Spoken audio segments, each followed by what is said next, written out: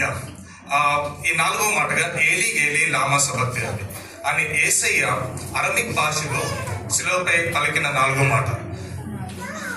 దేవాది దేవుడు తన కుమారుణ్ణి, అంటే తన ఒక అద్వితీయ కుమారుణ్ణి తనకు ఎందుకు విడవాల్సి వచ్చింది?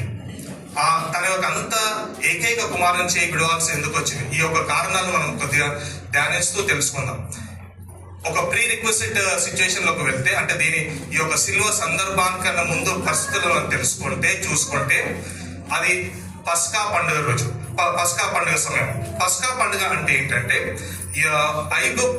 ఐగుప్తులో ఇజ్రాయెల్ ఉన్నప్పుడు, బానిసలుగా ఉన్నప్పుడు దేవుడు వాళ్ళను ఆ యొక్క కష్ట కాలం నుంచి ఏ విధంగా వాళ్ళని బయటికి తీసుకొచ్చాడో దాన్ని వాళ్ళు గుర్తు చేసుకుంటూ జరుపుకునే పండుగనే పస్కా పండుగ.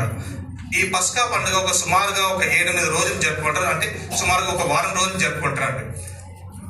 ఈ పస్కా పండుగ సమయం ఎలా ఉంటుందంటే, యేసయ్య జీవించిన కాలంలో బహుశా నేను చేసిన రీసెర్చ్ ప్రకారం బహుశా 25,000 నుంచి 30,000 మంది యెరూషలేములో ఉండేవారు. కానీ జెరూసలేంలో సుమారుగా 25,000 నుంచి 30,000 మంది ఉండేవారు. కానీ ఎప్పుడైతే ఈ పస్కా పండుగ జరిగే సమయంలో సుమారుగా 150,000 మంది ఉండేవారు. అలాంటి సమయంలో కంప్లీట్ యెరూషలేం అంతా జనసమూహంతో కిటకిటలాడుతూ ఉండేది. అలాంటి సమయంలో